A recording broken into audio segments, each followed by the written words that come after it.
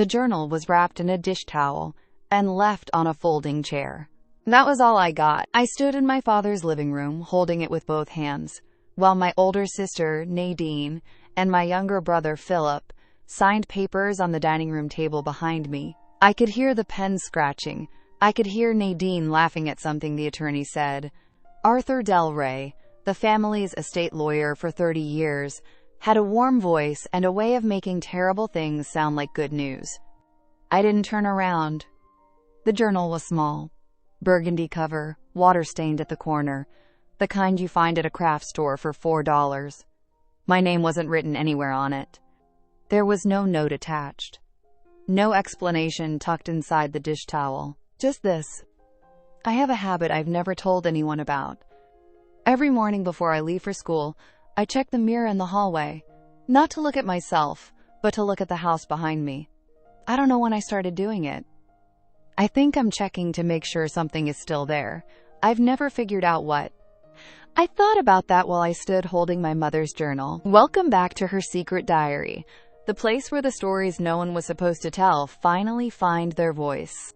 Today's story is about a woman who walked away from a will reading with nothing but an old journal, and what she found inside it that her family had been hiding for decades. If you're new here, it would mean the world to me if you took just 2 seconds and hit that subscribe button. 2 seconds is all. It genuinely keeps this going. And wherever you're listening from tonight, I'd love to know. Drop it in the comments. Now, back to Vera. I had driven 4 hours from Savannah to attend a will reading for a man I had loved my entire life. My father, Gerald Langston, had died on a Wednesday morning in March, quietly, in the bedroom where he had slept for 41 years. He was 78. He had never remarried after my mother, Colette, passed. He had kept her photograph on his nightstand until the end. He had also, apparently, kept other things. The estate was valued at just over $1 million. The house alone on Whitmore Drive was worth $400,000. There were investment accounts, a life insurance policy, and a storage unit nobody knew about until Arthur Del Rey mentioned it almost as an afterthought. Nadine and Philip received everything, equally divided, legally airtight, signed and sealed before I had even found parking. I was listed in the will as having already received my share.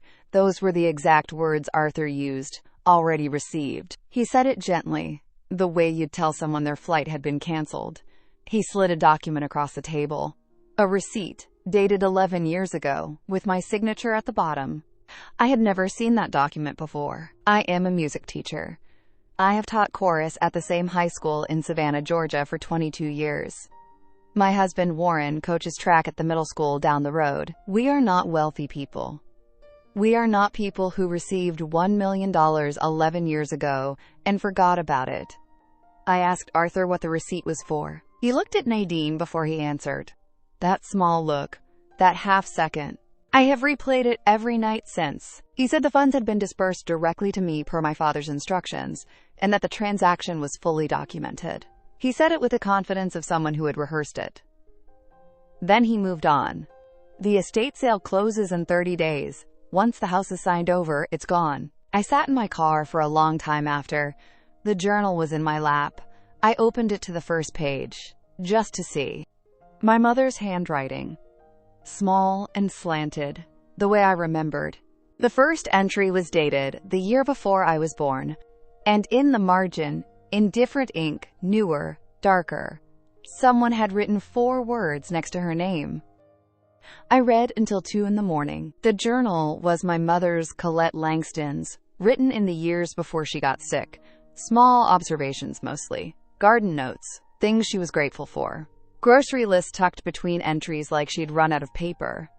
It felt ordinary in the way that private things always do when someone else reads them. Then I got to the entry dated March of the year before I was born. She wrote about money. About an arrangement. About something my father had agreed to that she didn't fully understand but had signed her name to anyway because he asked her to, and she trusted him completely. I thought I understood. My parents had taken out a loan early in their marriage, something they were ashamed of. That was why the entry felt careful. She was writing around it, the way people do when they don't want to say the real thing directly. That made sense to me. I set the journal down and felt something release in my chest. Then I read the next entry. It was dated 4 days later. Her handwriting was different, faster, less controlled. She wrote that she had seen the paperwork for the first time, that the account was not in both their names, that her signature was there, but she did not remember signing. She used the word arrangement again, but this time she put it in quotation marks. I went to my father's study the next morning. The room still smelled like him. Old paper, cedar, the particular silence of a place where a man spent 40 years keeping his thoughts to himself. I had never been allowed in here without being invited, even as an adult, even after my mother died. That rule had never been explained, and I had never questioned it. I started with the filing cabinet. It took me 40 minutes to find the folder. It was labeled with my name, Vera, in my father's handwriting, tucked behind a hanging file marked insurance. Inside was a single letter from a bank in Charlotte, dated 11 years ago. It confirmed the transfer of funds in the amount of $1 million. $1 million. Not a partial disbursement. Not a gift. The full amount. I sat with that for a long time. My second false answer came quickly. The transfer must have been a mistake, a mislabeled account, a clerical error that Arthur Del Rey had never caught. 11 years was a long time. Records got confused. I almost believed it. Then I looked at the routing number. I know my own bank account. I have had the same checking account in Savannah for 19 years. The routing number on that letter did not match mine. It had never matched mine. The money had gone somewhere else entirely, and whatever that account was, it had been opened in my name. I don't remember walking back to the chair. I just remember being in it. Nadine called that afternoon. She asked how I was doing in the careful voice she uses when she already knows the answer to her own question. She mentioned that Arthur needed both of us to sign the final estate documents by the end of the month. 26 days. She said it casually, the way you mentioned the weather. Then she said she hoped I wasn't going to make things difficult. That word. Difficult. I thought about my mother's handwriting getting faster. I thought about quotation marks around the word arrangement. I thought about a signature on a bank letter for an account I had never opened. I went back to the journal that night. I read slower this time. I was looking for names. Anyone she mentioned more than once. Anything that sounded like an explanation. On the last page of the March entries, she had written a name I recognized. Not my father's. Not mine. Arthur Del Rey's. And beneath it, in the same careful handwriting she used for grocery lists, she had written, he was there when it was signed. He knew what it was for. He said it would protect her. Her. Not me. Not my father. Her. I didn't sleep for 2 nights after finding Arthur's name in the journal. I kept turning the word over. Her. My mother had written it like it meant something specific, like it was a name she had decided not to write down. I read the entry 6 times, looking for another explanation. There wasn't one. Nadine arrived on Saturday morning with a foil-covered dish and a smile that didn't reach her eyes. She set it on my counter and looked around my kitchen the way people do when they're trying to seem comfortable somewhere they're not. I just thought you could use something warm, she said. You've seemed so far away since the service. I told her I was fine. She nodded. Good, because Arthur mentioned the deadline is coming up fast, 23 days. She said it lightly, like she was reminding me about a dentist appointment. He just wants to make sure nobody has to go through probate. For everyone's sake. For everyone's sake, I said I understood. She hugged me at the door. Her perfume stayed in the hallway long after she left. I went back to my father's study that afternoon. I don't know what I was looking for, I just knew there was more in that room. The filing cabinet had 3 drawers, and I had only gone through the top one. The second drawer was mostly tax records going back 30 years. Boring. Careful. The kind of paperwork that belongs to a man who never did anything wrong. Then I found the folder at the very back. It was labeled Colette. Before, in handwriting I didn't recognize. Inside were two documents. The first was a property deed from 43 years ago, the year before my parents married. The deed was for a small house in Asheville, North Carolina. The buyer listed was my mother. I felt something release. She had owned property before the marriage. That was the arrangement she wrote about. Something she'd signed without fully understanding. A purchase. Maybe something she'd been pressured into. That was all. That explained the careful wording, the quotation marks. Then I read the second document. It was a transfer of ownership, dated 6 months after the wedding. The property had been signed over. Not to my father. To a woman named Frances Del Rey, Arthur's mother. I sat on the floor of my father's study and looked at the deed for a long time. The wood floor was cold through my jeans. I noticed a photograph on the bottom shelf that I hadn't paid attention to before. My parents at what looked like a dinner party, young, laughing. A woman stood at the edge of the frame just behind my mother's shoulder. She was looking at the camera. Everyone else was looking at each other. I took the photograph to the window for better light. My brother Philip called while I was standing there. He asked how I was doing, and I said fine, and he said good. And then there was a pause that lasted just long enough to mean something. Nadine mentioned you've been spending time at the house, he said. I've been going through some things. Right. Another pause. Dad kept a lot of paperwork. Some of it doesn't really have context without the full picture. He said it carefully, slowly, the way you'd talk to someone standing too close to a ledge. I asked him what he meant by the full picture. He said he just meant that some things were more complicated than they looked, that the family had made decisions over the years that made sense at the time, that he hoped I would talk to him before I talked to anyone else. Anyone else. I set the photograph down after we hung up and went back to the journal. I found the entry I had skimmed past on the first night, the one from 4 months before I was born. My mother had written one line and then stopped mid-sentence. The woman in the photograph was at the signing. She witnessed it. Arthur brought her. Your father said she was just a notary, but I had seen her before, at the... I finished reading the journal on a Wednesday night. All of it.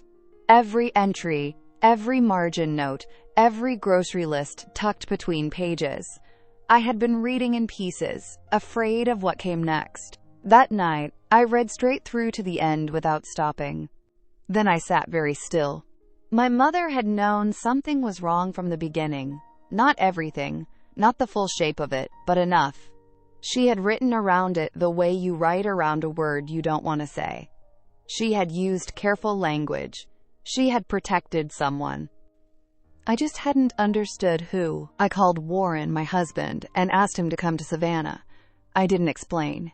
He drove 4 hours without asking me to. That was the thing about Warren. He understood when a question would cost more than the answer was worth. He arrived Thursday morning, and I showed him everything.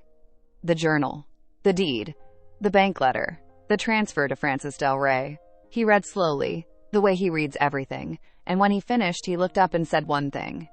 This isn't about the will. I know.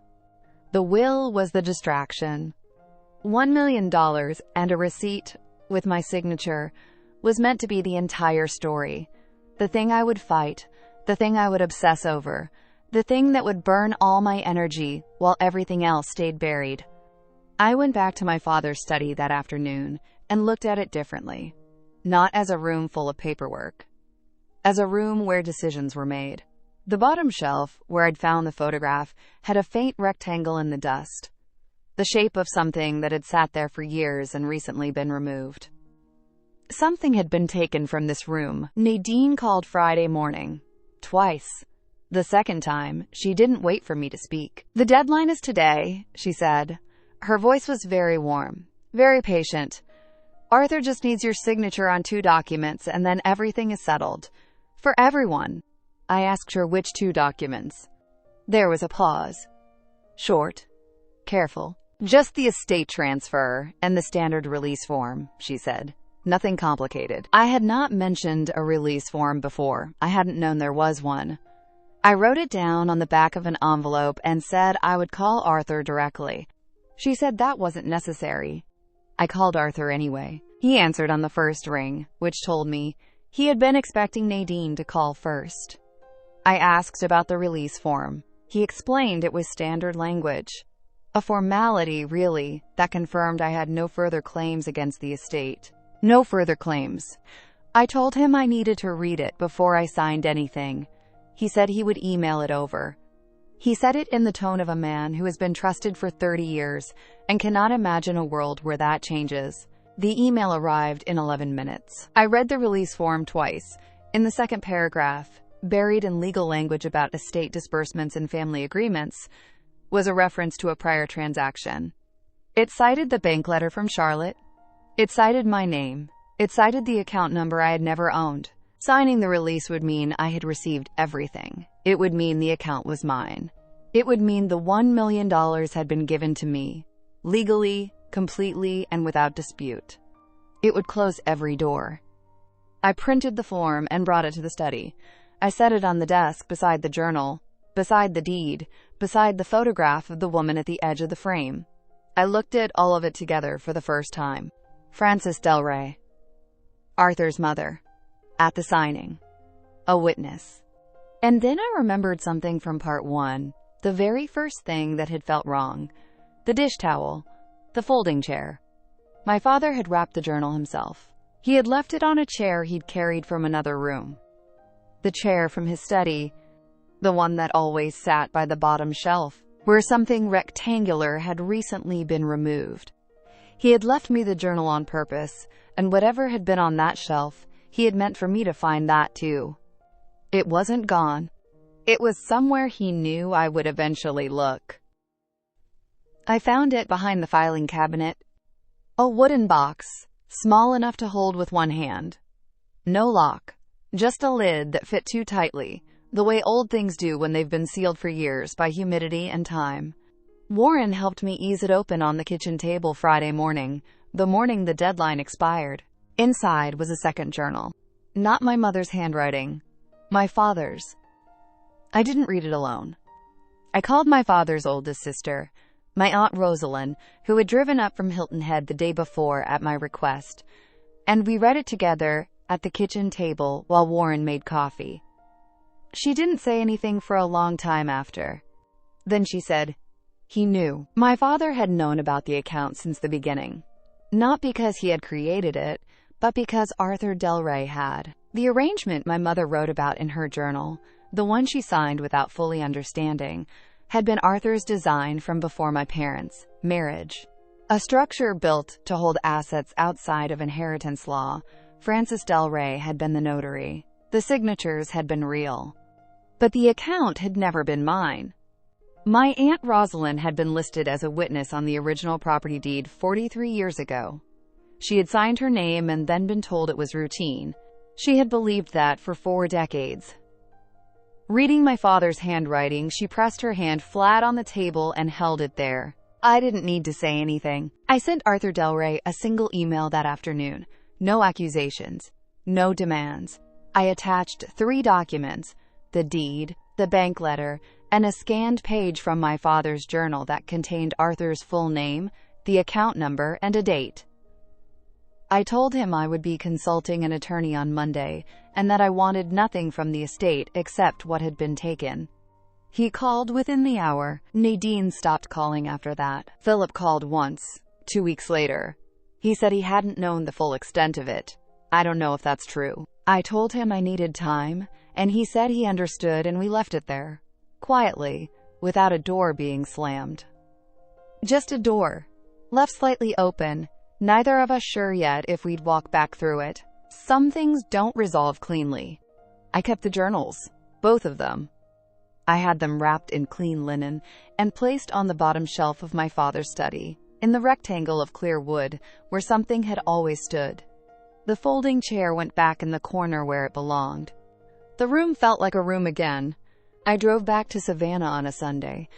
I didn't check my mirrors at the front door before I left. I noticed that only when I was already on the highway, and I didn't turn back. Warren had fresh flowers on the counter when I walked in. He didn't make a thing of it. He just handed me a cup of coffee and sat down across from me, and we talked for a long time about nothing important. I drank the whole cup while it was warm. The next morning, I opened the curtains in the bedroom before I did anything else. Light came in across the floor, and I stood in it for a moment. Just stood. My father had not left me nothing. He had left me everything he could. The truth, wrapped in a dish towel, on a folding chair. He had known I would read carefully. He had known I would not stop.